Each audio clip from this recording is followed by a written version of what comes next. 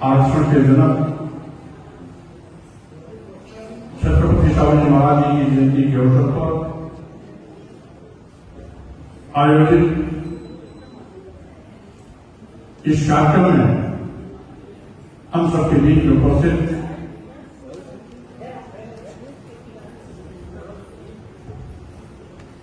पद्मश्री से सम्मानित professor SN. Puri साहब जी, हमारे बीच में उपस्थित professor Vijayendra Rao ji, professor Rakesh ji, professor Suresh Babu जी, श्री राकेश कुमार सिद्धार्थ जी, श्री अमरनाथ प्रजापति जी, डॉक्टर सत्या बोरे जी और साथ ही छात्र हमारे बीच में उपस्थित बहुत ही परम सम्मानित हमारे बड़े भाई श्री जितेंद्र सिंह सतान जी, डॉक्टर रामायण जी, हमारे नौजवान साथी भाई सत्येंद्र कुशवाहा जी, भाई हरिशंकर सिंह पटेल जी, आरडी गौतम एडवोकेट जी, भाई गंगाराम जी, भाई भारत सिंह एडवोकेट जी और कार्यक्रम के मुख्य आयोजक जिनकी देखरेख में प्रतिवर्ष ये कार्यक्रम इसी हाल में विधिवत ढंग से संपादित किया जाता है। ऐसे कर्मठ समाज सेवी भाई रामचंद्र पटेल जी और उनके सभी सहयोगी साथीगण, यहां पर उपस्थित सभी हमारे अन्य डॉक्टर साहबान, भाइयों बहनों, सामाजिक कार्यों से जुड़े हुए हमारे सभी कर्मठ साथीगण, यद्यपि हमारे बहुत से विद्वान साथियों ने छत्रपति शिवाजी महाराज की जयंती के अवसर पर बहुत सी बातें बताई। साथियों, आप जानते हैं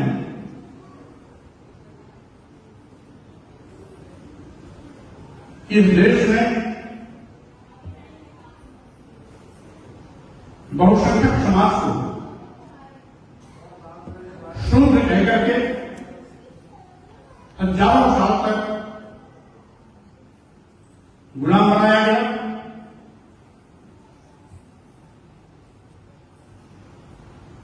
यही नहीं, उनको धन, धरती, शिक्षा, सम्मान से वंचित किया गया। जो भी शासक हुआ करते थे, धर्म कर्म के जाल में फंसाकर उनको शोषित बनाया गया। हमारे देश में पैदा होने वाले संतों, गुरुओं, महापुरुषों ने समय समय पर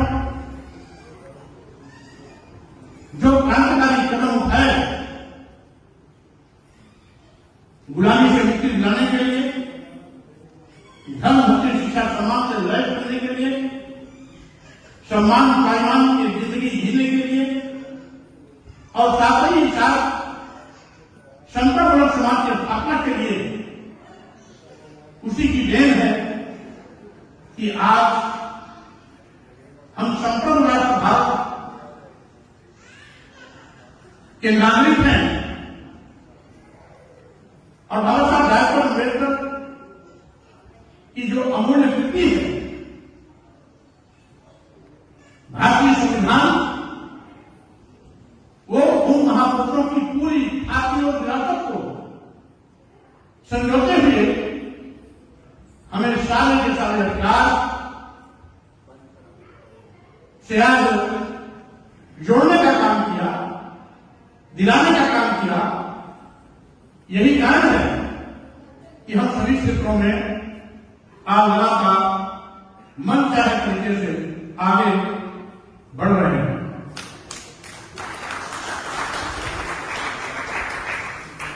ये आरक्षण कोई भीख नहीं, ये आरक्षण हिस्सेदारी प्रतिनिधित्व है, जिसकी शुरुआत छत्रपति शिवाजी महाराज ने की थी। आप जानते हैं इस देश में जात पात छुआछूत कुर्सी भेदभाव एक अभिशाप के रूप में इस देश को सदैव समर्पित करता रहा। मानवता के साथ क्रूरता मजाक करता रहा, भेदभाव का नतीजा था इस देश का जो बहुसंख्यक समाज जिसे कभी शूद्र कहा जाता था, जिसकी पहचान आज अनुसूचित जात अनुसूचित जनजाति पिछड़े वर्ग के रूप में है, जिसमें देश की महिलाएं भी समग्र रूप से शामिल हैं, ये अवसर जीवन जीने के लिए मजबूर थे। जान से बढ़कर जिंदगी जीने के लिए इनको मजबूर किया जाता था।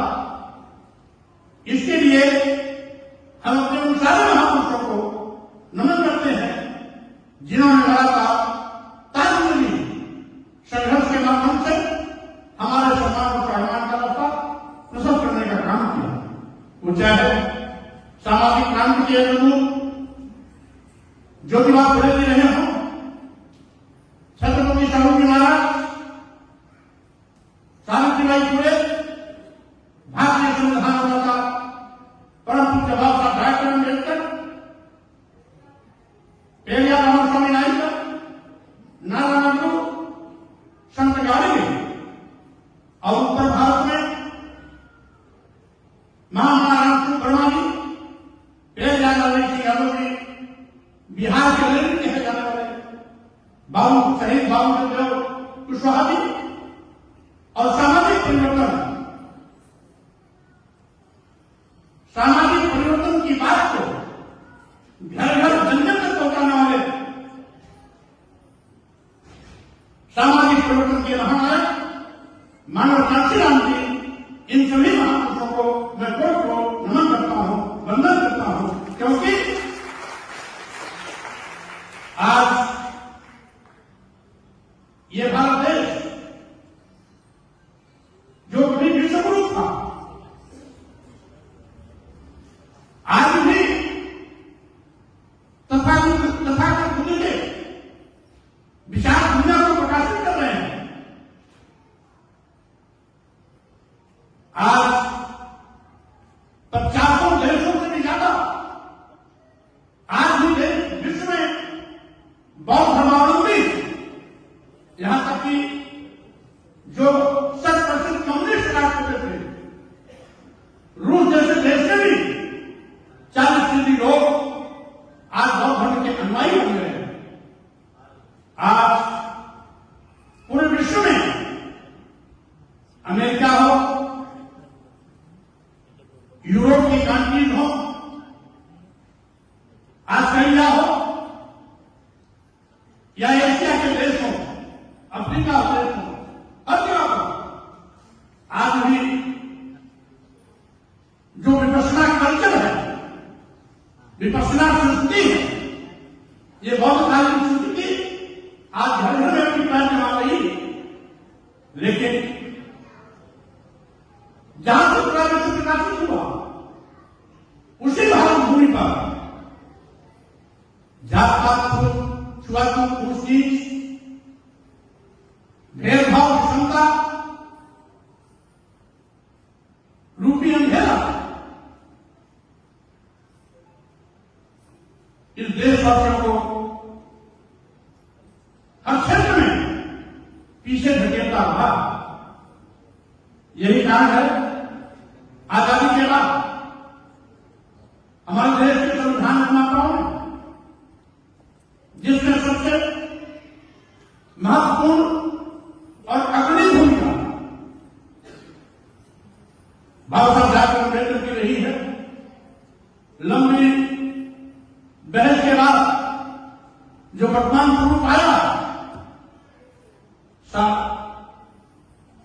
वर्तमान स्वरूप आया समाजवादी, लोकतंत्रात्मक, धर्मनिरपेक्ष रास्ते से चलते हुए समता और समाज की स्थापना कर मानव एक समान का दर्जा देने का जो भारतीय संविधान ने काम किया है, उसी का नतीजा है कि हजारों साल का अंधेरा छटा है। लेकिन उसके बावजूद यह तांत्रिकता के लोग आज भी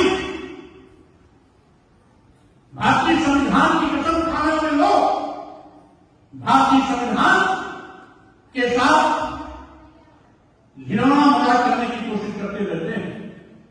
हमें वो चेहरे देखे जो डॉक्टर मंसूबे पालन संविधान बदलने का। अभी लोकसभा में जब पहुंचे हैं तो प्रयास शुरू संविधान बदलने की साजिश करने वाले लोग बाबा साहब डॉक्टर अम्बेडकर की स्मृति में भारतीय संविधान को शर्मिंदा होकर के एक बार नहीं अनेक बार संविधान को अपने माथे पर लगाते रहते हैं। ये आपकी ताकत है, यही लोग सत्ता में बैठे हुए लोग आज लोग उनको खत्म करना चाहते हैं, भारतीय संविधान को बदलने की कोशिश कर रहे थे। लेकिन इन लोकतांत्रिक व्यवस्था की देन बाबा साहब डॉक्टर अम्बेडकर ने इस देश को जो हर व्यक्ति को वोट देने का अधिकार दिया है, ये वही उनकी ताकत है जिसके बलबूते पर संविधान बदलने वालों का इरादा बदल गया। संविधान बदलने वाले लोग मुंह की खाए जो 400 के पार की बात क्या करते थे, बैसाखी का और साथ ही साथ मैं कहना चाहता हूं इसी तरीके से अगर आप सजग रहेंगे, सावधान रहेंगे तो स्वाभाविक रूप से ऐसी मानसिकता के लोग जो संविधान को बदलने की नाकाम कोशिश करते हैं उनको सदैव आगे भी मुंह की खानी पड़ेगी। मैं आपको ये भी कहना चाहता हूं साथियों, आज कहने के लिए सत्तारूढ़ दल के नेता संविधान की कसम को खाते हैं, लेकिन संविधान की व्यवस्था के साथ खिलवाड़ कर रहे हैं। हमें कहने में कोई बुराई नहीं, राजनीतिक मंच नहीं, हम अपने महापुरुषों की जयंती मना रहे हैं और ऐसे महापुरुष जयंती मना रहे हैं जिन्होंने आरक्षण देने की शुरुआत की। इस दलित पीड़ित समाज को शूद्र कहकर के हजारों साल तक पिछाड़े गए समाज को छत्रपति साहू जी महाराज ने आरक्षण की देने की शुरुआत की थी। लेकिन वर्तमान में बैठे हुए लोग आज आरक्षण की धज्जियां उड़ा रहे हैं। भारतीय संविधान के अनुच्छेद 15(4) के तहत अनुसूचित जाति जनजाति को जो आरक्षण का त्याग किया गया है, अनुच्छेद 340 के अंतर्गत जिसके तहत पिछड़ों को 27% का आरक्षण मिला हुआ है, वो सारे के सारे आरक्षण आज खत्म करने की कोशिश की जा रही है। एक नहीं, हमने अनेक विज्ञापन को देखे भी हैं और हमारे पास संचित भी है कि वह अनुसूचित जाति जनजाति को जहां 23% आरक्षण देने की बात आती है, वो 3% 4% पर ला करके उसको विराम दे देते हैं। 27% आरक्षण पिछड़ों को मिलता है, उसमें 4%, 5%, 8%, 9% पर ला करके विराम लगा देते हैं। तो हम ऐसे भी क्या देखते हैं जिसमें अनुसूचित जाति का आरक्षण 0 पर खत्म कर दिया जाता है, किसी में अनुसूचित जनजाति का आरक्षण 0 कर दिया जाता है और किसी विज्ञापन में पिछड़ों का भी आरक्षण 0 कर दिया जाता है। आखिर ऐसा क्यों? जो भारतीय संविधान हिस्सेदारी की बात करती है, भारतीय संविधान प्रतिनिधित्व की बात करती है, और उसी प्रतिनिधित्व के नाते ही ये आरक्षण की व्यवस्था की गई है। क्योंकि जानते थे बाबा साहब डॉक्टर अम्बेडकर जानते थे कि सत्ता में बैठे हुए लोगों की नीयत अगर ठीक नहीं होगी तो स्वाभाविक रूप से जिन समाज को हजारों साल से पिछाड़ा गया है, आगे भी इनको पिछाड़ा जाएगा, आगे भी इनके साथ अन्याय होगा, आगे भी इनकी हिस्सेदारी पर डकैती डाली जाएगी, आगे भी इनके धन धन शिक्षा सम्मान स्वाभिमान को कुचला जाएगा। इसीलिए साथियों, आज आवश्यकता है कि ऐसे वक्त पर जब हम अपने महापुरुषों की जयंती मना रहे हैं, वो भी आरक्षण के लिए छत्रपति साहब की महाराज की, तो स्वाभाविक रूप से आरक्षण जैसे गंभीर मुद्दे पर बात न की जाए तो हम समझते हैं ये अन्याय होगा। सत्ता में बैठे हुए लोगों से मैं पूछना चाहता हूं, आखिर क्या भारतीय संविधान की कसम आप लोगों ने इसीलिए खाया है जिससे कि भारतीय संविधान द्वारा दिया गया आरक्षण को आप खत्म कर सके? मैं पूछना चाहता हूं, आखिर आपके लिए ठीक है तो आरक्षण 100% का कार्यान्वयन क्यों नहीं हो रहा है? पिछड़ों की बहाई देने वाले माननीय प्रधानमंत्री से मेरा सवाल है कि लिटरल एंट्री के नाम पर 340 आयोग बने तो उसमें अनुसूचित जात, अनुसूचित जनजात और पिछड़े की हिस्सेदारी क्यों नहीं? यही नहीं, आपको बात इसके आगे भी जाननी चाहिए।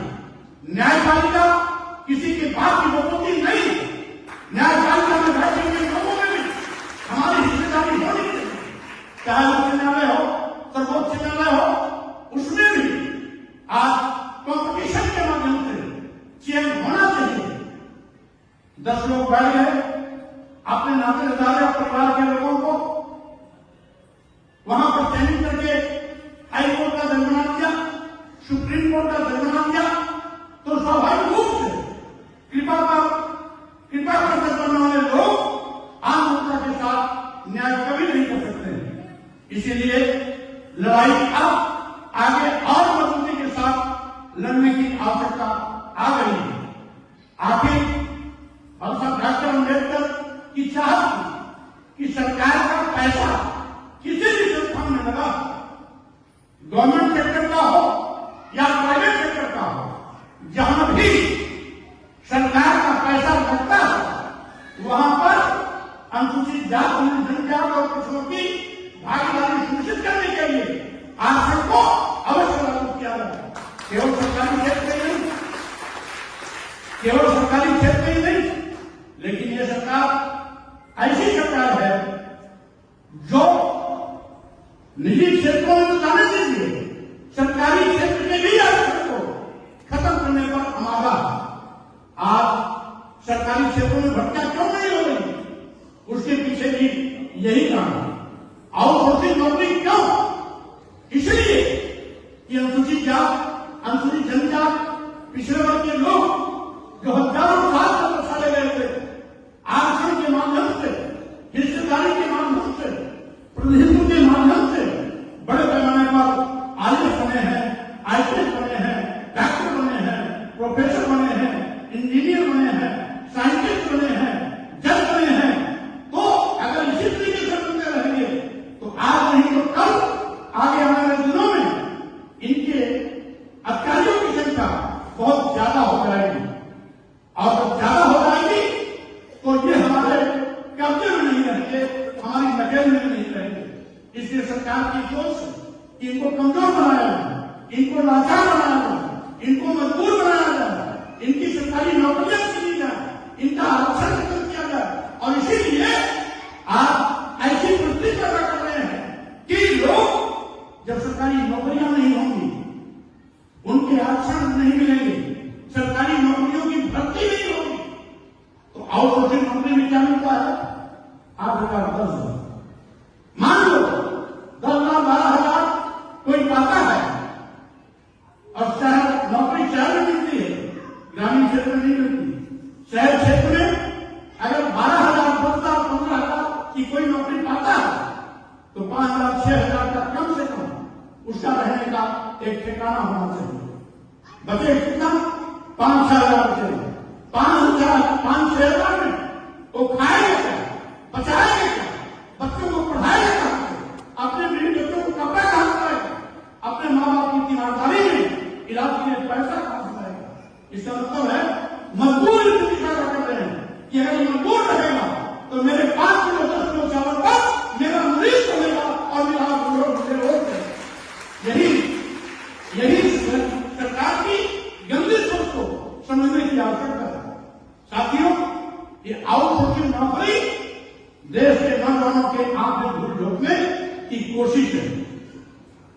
आउटसोर्सिंग नौकरी सरकारी नौकरियों पर डकैती है, सरकारी नौकरियों पर रोक इस देश के दलितों, आदिवासियों, पिछड़ों को आगे बढ़ने से रोकने का एक नायाब तरीका।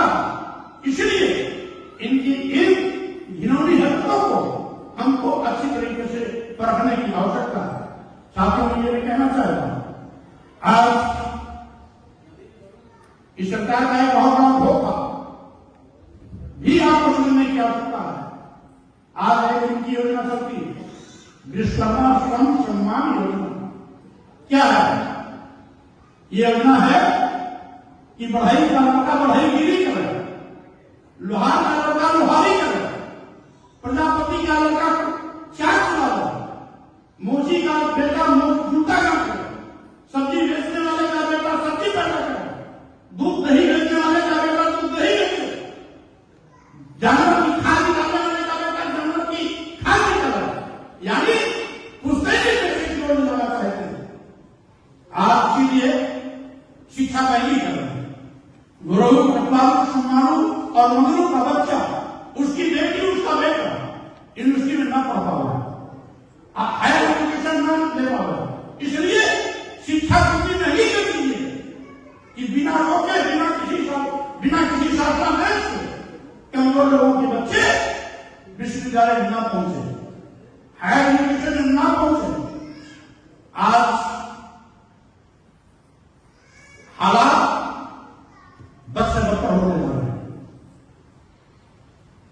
एक उदाहरण देता हूं, बीएचयू आईआईटी के पोस्ट ग्रेजुएशन में 8 बच्चों का दाखिला हुआ, रिटर्न टेस्ट हुआ, 8 बच्चे चयनित हुए। 5वें नंबर पर एक लड़का प्रजापति था और सभी फारवर्ड थे। 5वें नंबर के पहले वाले 4 बच्चों का, 5वें नंबर के बाद वाले 2 लोगों का एडमिशन हो गया। प्रजापति लड़का था, उसको रिजेक्टेड कर दिया, रिजेक्टेड करके दाखिले से बाहर कर दिया। क्या है? अगर रिटर्न में क्वालिफाई किया, 8 बच्चों का दाखिला होना है, तो 5वें नंबर की मेरिट में 5वें नंबर वाले लड़के प्रजापति का रिजेक्शन क्यों? यानी एक लड़के को भी ये बर्दाश्त नहीं कर सकते। एक भी एसटी नहीं, एक भी एसटी नहीं, एक भी एसटी नहीं, एक भी एक मात्र वरिष्ठ था, वो प्रजापति का लड़का, उसको रिजेक्ट कर दिया और बाद में उसका खाली जगह हुआ, उसको भी फॉरवर्ड से भर दिया। ये भेदभाव है कि क्या है? ये भेदभाव है तो फिर क्या है? आज सकती की जा रही है गौरव विश्वविद्यालय में 117 प्रोफेसर के पद पर नियुक्ति होनी थी। 117 में 111 पर फॉरवर्ड और 6 पद पर SC, ST, OBC plus minority, 6 पद, यानी जिनकी आबादी 90%, उनको 6 पद, जिनकी आबादी 10%, उनको 111। अंधा भाटे ले वही अपना अपना दे। यह है डब्ल्यूएच की सरकार के हालात। और साथियों, हम सबको मिलकर के बाबा साहब के मिशन का सिपाही बनना होगा।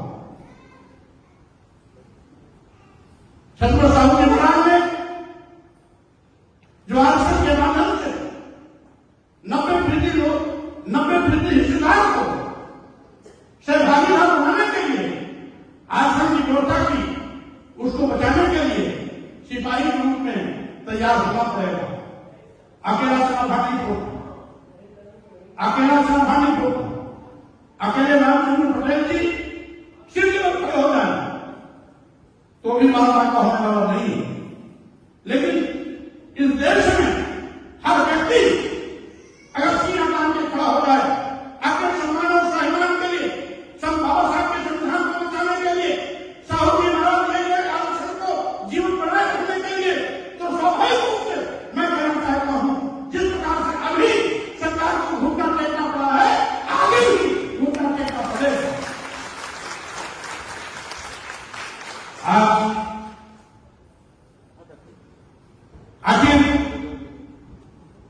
जानते क्या, अगर पुश्तैनी काम को लग जाएंगे तो स्वाभाविक रूप से आजादी के पहले जो बदहाली का दौर का सामना हम लोग करना पड़ता था, उसी दौर का सामना हमसे करना पड़ेगा।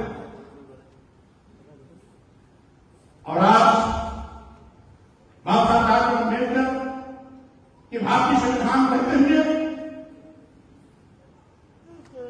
छत्र साहू जी महाराज द्वारा दिए गए आरक्षण व्यवस्था को जीवन बनाए रखने के लिए हमें सतर्क और सावधान रहने की आवश्यकता है।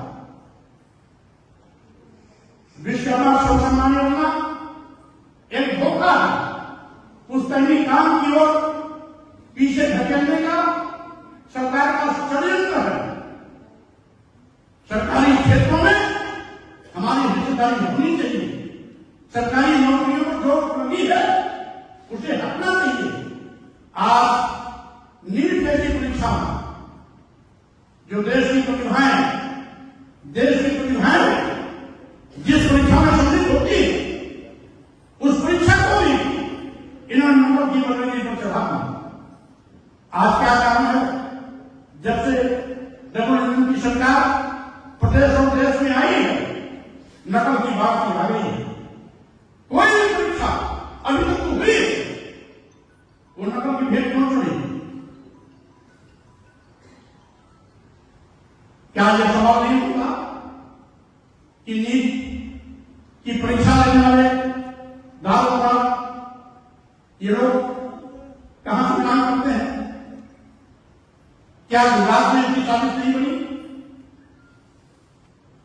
यह नौजवानों को सरकारी नौकरियां न देनी पड़े, इसलिए अपने ही लोगों द्वारा नकल करा करके उस परीक्षा को निरस्त करने का बहाना तैयार करते हैं। परीक्षाओं को निरस्त करने का यह बहाना, अगर इनकी नियत साफ होती, ईमानदारी की होती, तो अब तक उत्तर प्रदेश में कम से कम 2 दर्जन परीक्षाएं नकल की भेंट चढ़ी, परीक्षाएं रद्द हुई, न आकर नकल करने वाले गिरफ्तार हुए और न दोबारा परीक्षा हुई। एक बार परीक्षा नष्ट हो गई तो दोबारा परीक्षा नहीं हुई। क्या नकल कराना सरकार के साजिश का हिस्सा नहीं? क्या नकल के माध्यम से सरकारी नौकरियों को आगे के लिए ही रोकने का एक सुनियोजित षड्यंत्र नहीं है? और आज जब नीट जैसी परीक्षा में नकल हो सकती है, अपने चहेतों को ग्रेस मार्क देकर के पूरी परीक्षा को सवालिया निशान खड़ा करने वाले लोगों के खिलाफ आखिर दंड क्यों नहीं? पर्चा लीक होना एक अलग चीज है और ग्रेस मार्क देकर के अपने चहेतों को उपयुक्त करना ये अलग बात। दोनों के अलग अलग अपराध है, दोनों के अपराधियों को अलग सजा मिलनी चाहिए। लेकिन अब केवल पर्चा लीक करने वाले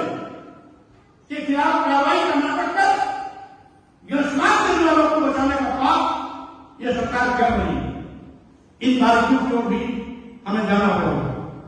साथियों में कहना चाहता हूं, आज हमें वर्तमान को अच्छी तरीके से सोचने, समझने, पढ़ने और उसके कार्य के लिए हमें तैयार रहने की आवश्यकता। अगर हम हाथ पे हाथ रख के बैठे रहेंगे तो षड्यंत्र से हमारे लोग अपने षड्यंत्र में कामयाब हो जाएंगे। आज बड़ी मुश्किल से हमारे लोग अपने बच्चों को मजदूरी भजदूरी करके किसी तरह पढ़ाते हैं। पढ़ने लिखने के बाद कोई पोस्ट ग्रेजुएशन किया, कोई इंजीनियरिंग किया, भिन्न भिन्न प्रकार का कोई डिप्लोमा किया। सरकारी नौकरियों के अभाव में जब बेरोजगार होकर होता है तो अभिभावक भी अपने बच्चे को सोचते हैं कि हमने तुम्हें इसलिए पढ़ा लिखाया कि तुम आवारा गलती करो, यानी सरकार को नहीं सोचते, जबकि गलती सरकार की है। जब सरकारी नौकरी का अवसर ही नहीं है तो नौजवान सरकारी नौकरी की जबरदस्ती कर लेगा। लेकिन ग्रामीण क्षेत्र के प्रवेश में लोग अपने बच्चे को खोजते हैं और उसका नतीजा होता है कि जो आगे आने वाली पीढ़ी है, अभिभावक उसको पढ़ाने से कटवाने लगता है। यही सरकार की साजिश है कि दलित आदिवासी पिछड़े समाज के लोग उच्च शिक्षा न लेने पाए, विश्वविद्यालय न जा पाए, अपने पुस्तकीय कामों की ओर जाए, जिससे कि जिस बुधारी के दौर से पहले उतना पता था उस बुधारी के दौर से आधी गुजरे। मैं तो ये कहता हूं, माननीय प्रधानमंत्री जी, जब जरूरत पड़ती है, जब जरूरत होता है चुनाव, तब कहते हैं हम पिछड़े हैं, और जब पिछड़ों को अवसर देने की बात आती है तब वो कहते हैं हम पिछड़े में विश्वास नहीं करते, हम गरीब में विश्वास करते हैं। और जब गरीब की बात आती है तो उनको दिखाई पड़ते हैं गरीब नहीं, उनको दिखाई पड़ते हैं कौन? अदानी और अंबानी दिखाई पड़ते हैं। एक साजिश को समझना होगा। और के लिए पिछड़े लिटरेसी के नाम पर भर्तियों में, आईएएस की भर्तियों में पिछड़े गायब, दलित गायब, आदिवासी गायब। आखिर क्यों? क्या ये भेदभाव इस बात का पर्याप्त प्रमाण नहीं है कि मोदी जी पिछड़े नहीं है, बिल्कुल पिछड़े के नाम पर धोखा, पिछड़े के नाम पर अभिशाप है, जो पिछड़ों की हक पर डकैती करने का पाप कर रहे हैं। इससे भी आपको सावधान रहना चाहिए। एक सामान्य सी कहावत है, जाते पैर में पट्टी दवाई ऊका जाने पीठ पर, जिसने जात के अपमान का दंश नहीं झेला वो अपमान क्या होता है इसकी परिभाषा नहीं जान सकता। अगर इसकी परिभाषा को जानते होते तो दो डबल इंजन की सरकारों में आदिवासियों के सिर पर खड़ा होकर पेशाब नहीं किया जाता, दलितों के शरीर में मनमुक्त का लेप नहीं किया जाता, पिछड़ों के साथ षड्यंत्र करके उनके खिलाफ उनके हौसले को तोड़ने के लिए झूठी अपैया का सहारा नहीं लिया जाता। अगर उनकी नेक नीति होती और समता में समाज में विश्वास होता तो लोगों को बुलडोजर का भय दिखा करके दहशत में नहीं डाला जाता। इसका मतलब है आज अगर इनकी सरकार में आदिवासियों के सिर पर खड़ा होकर पेशाब करना लोग अपनी शान समझते हैं, दलितों का मान सम्मान करना लोग अपना शान समझते हैं, और यहां तक कि आप पिछड़ों का अपमान करना अपना मान समझते हैं, आप शिक्षकों के घर पर बुलडोजर चला करके ये अपना मान समझते हैं, तो मैं समझता हूं साथियों, ये इनका मान हो सकता है, लेकिन इस देश के 90% लोगों के लिए ये अपमान है। और इस सरकार का बदला लेने के लिए हमको सावधान रहना होगा, सजग रहना होगा और साथ ही साथ इनके षड्यंत्र को समझना होगा। इन्हीं शब्दों के साथ में मैं भाई रामचंद्र पटेल जी को बहुत धन्यवाद देता हूं, इनके मेरे साथियों को भी बहुत शुभकामना देता हूं कि आपको दिवस हमारे ऐसे क्रांतिकारी महापुरुष जिन्होंने इस देश में हिस्सेदारी लेकर के इस देश के बहुजन समाज की सहभागिता को सुनिश्चित करने का ऐतिहासिक पहल किया था। आज से लागू करके ऐसे छत्रपति शिवाजी महाराज की इस जयंती समारोह के अवसर पर मैं अपनी ओर से हम अपने बैठे हुए अतिथियों की ओर से आए हुए सभी भाइयों बहनों की ओर से कोर्ट को नमन करता हूँ, वंदन करता हूँ, श्रद्धा सुमन अर्पित करते हुए अपनी बात को विराम देता हूँ। धन्यवाद। जय हिंद।